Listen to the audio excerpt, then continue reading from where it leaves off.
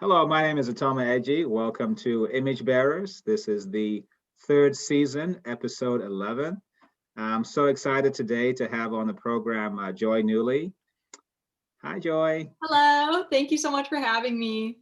Sure. Joy is actually was in Michigan for a number of years and just a very spiritual young lady. And today, joining us on the program also is Danielle Williams. She's assisting with the interview. You guys just remind me so much of 1 Timothy 4:12 about just being examples as young people.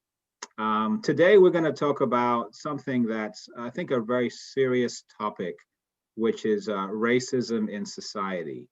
I know we just completed Black History Month, and a lot of the racism has been viewed as, primarily towards African Americans, which I think is true to a degree, but I think there is racism in many other spheres.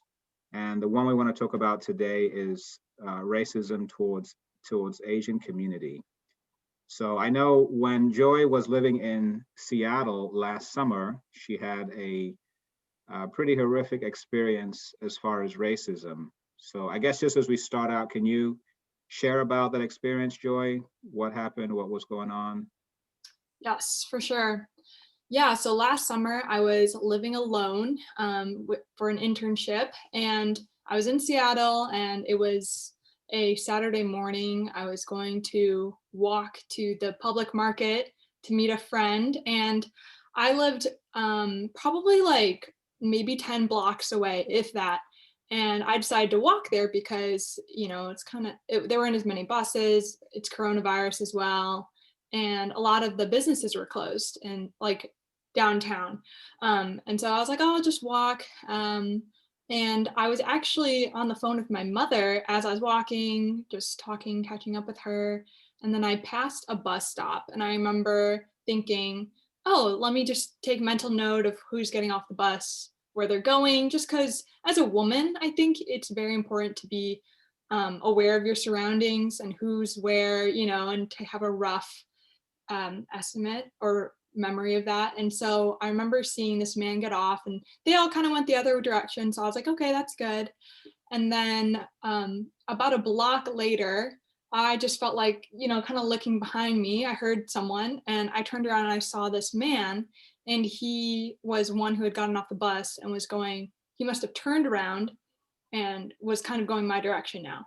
And it was strange because I was like, oh, he definitely had to turn around. It wasn't like he initially started going the same direction as me. So I kind of had an initial red flag of, okay, this is a little alarming.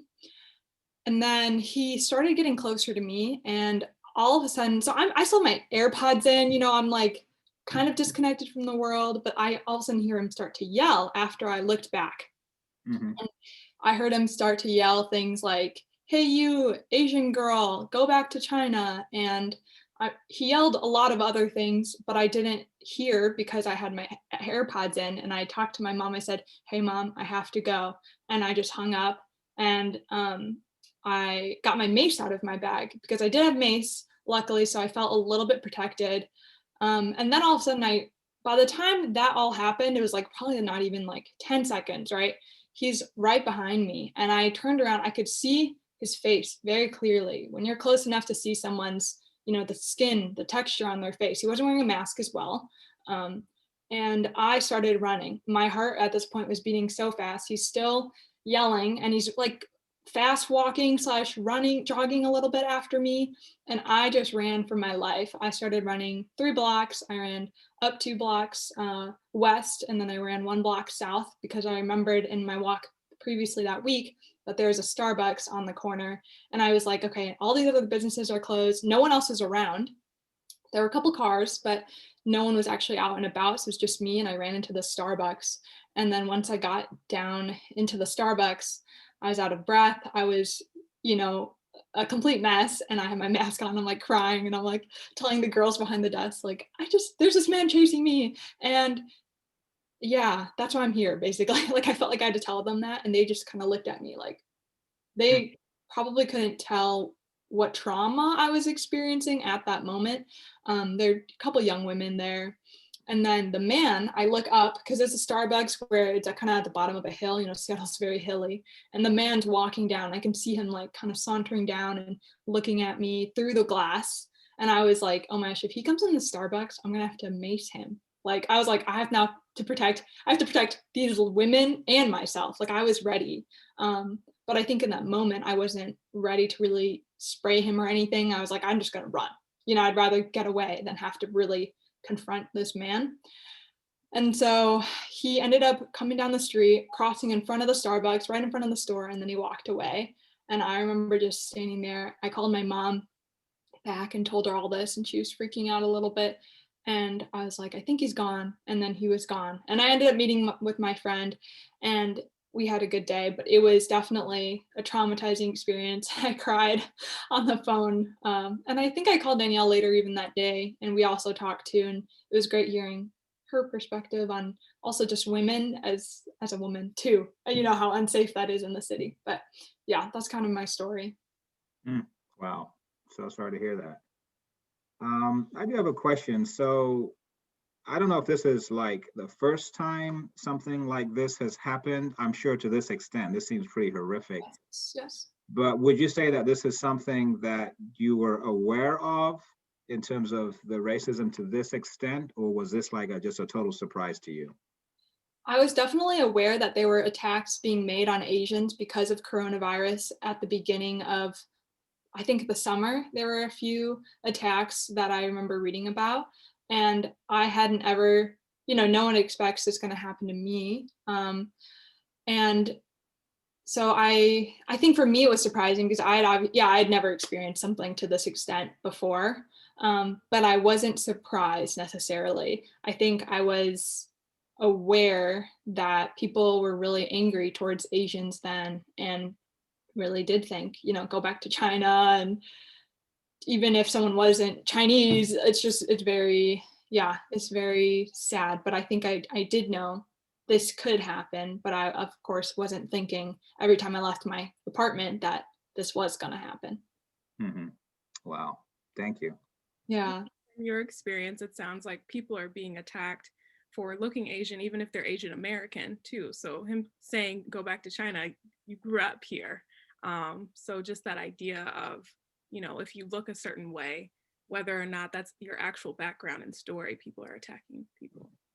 Yeah, and that's a whole other issue, I would say, is stereotyping. And it's just, it's really interesting to see the rise of hate being associated with Chinese, like specifically the words China or Chinese and Wuhan, like, are very hot topic keywords that I think are they're connected to all these hate crimes. It's not ever grouping all Asians anymore. It's definitely more directed towards Chinese, which is very sad. Yeah. I had a question. So now we're in this age of technology where most of our interactions are virtual. And so I'm curious, as a Black woman, what allyship looks like, now that most of our interactions are virtual.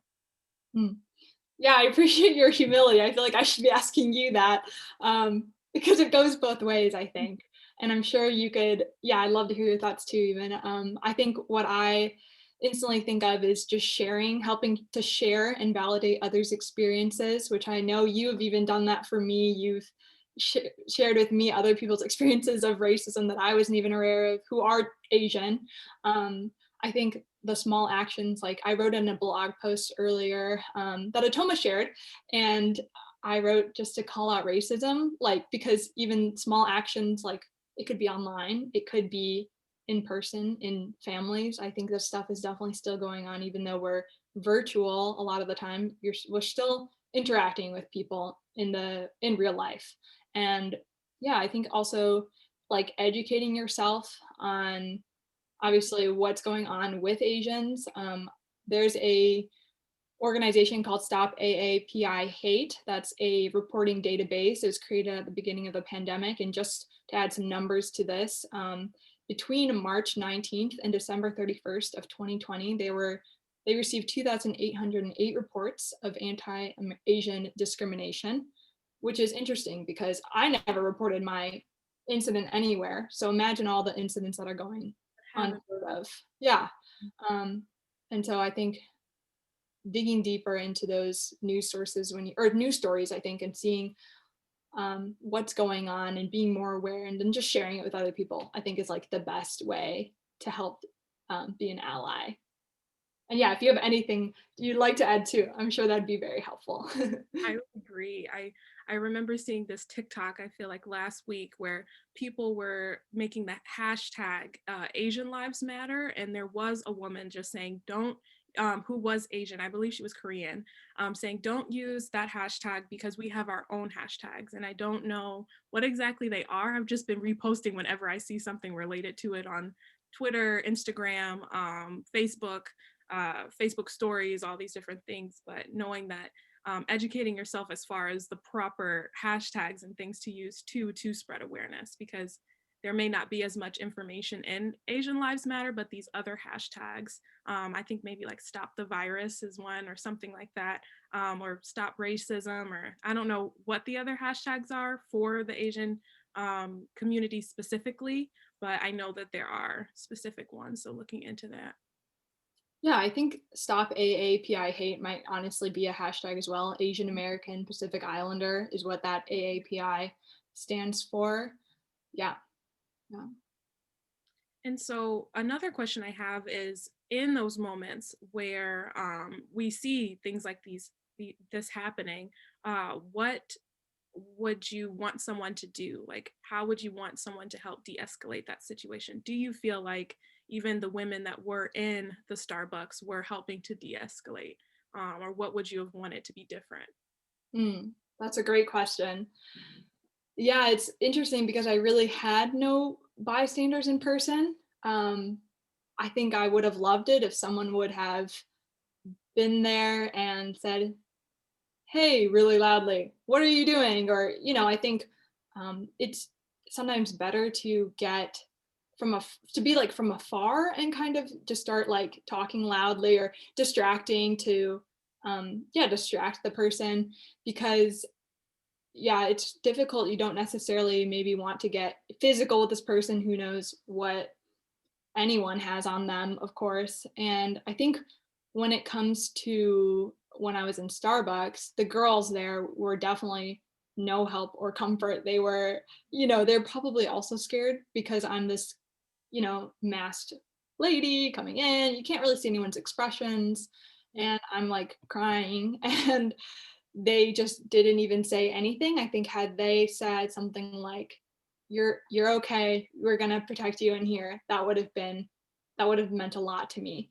Or if anyone else was on the street and would have said, if anyone else was there, I probably honestly would have ran up to them and been like, hey, this man's chasing me, can I walk with you? And then for them to say yes, like that means so much, just being with someone, and knowing there's, if two is always better than one. So I think that would have been great. Yeah.